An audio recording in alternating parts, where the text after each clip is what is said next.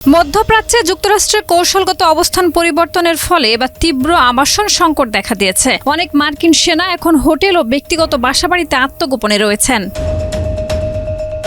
ইরানের আধা সরকারি সংবাদ সংস্থা তাসনিম নিউজ এজেন্সির বরাত দিয়ে মিডল ইস্ট আই জানিয়েছে, ইসলামী বিপ্লবী গার্ড বাহিনীর IRGCর গোয়েন্দা শাখা মধ্যপ্রাচ্যের সাধারণ জনগণের কাছে আহ্বান জানিয়েছেন, মার্কিন সেনাদের অবস্থান শনাক্ত করে তাদের লক্ষ্যবস্তুতে পরিণত করা হোক।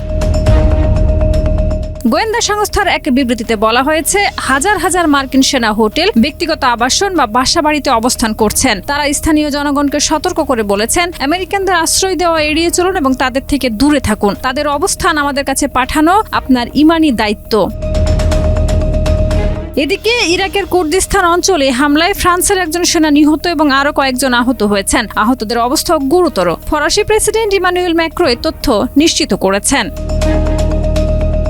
ম্যাক্রো হুঁশিয়ারি দিয়ে বলেছেন, ইরবিল অঞ্চলে ফরাসি বাহিনীর উপর হামলা অগ্রহণযোগ্য। বিষয়টি নিয়ে প্রয়োজনীয় ব্যবস্থা নেওয়া হচ্ছে। এর আগে ফ্রান্সের সেনাবাহিনী জানিয়েছিল, সন্ত্রাস বিরোধী প্রশিক্ষণে নিয়োজিত 6 ফরাসি সেনা ওই অঞ্চলের ড্রোন হামলায় আহত হয়েছেন। বিশ্লেষকরা বলছেন, মধ্যপ্রাচ্যে যুক্তরাষ্ট্র ও ফ্রান্সের সামরিক উপস্থিতি ঘিরে নিরাপত্তার সংকট ক্রমেই বাড়ছে। স্থানীয় নাগরিক ও সেনাদের জন্য সতর্কতা আরও জরুরি হয়ে উঠেছে।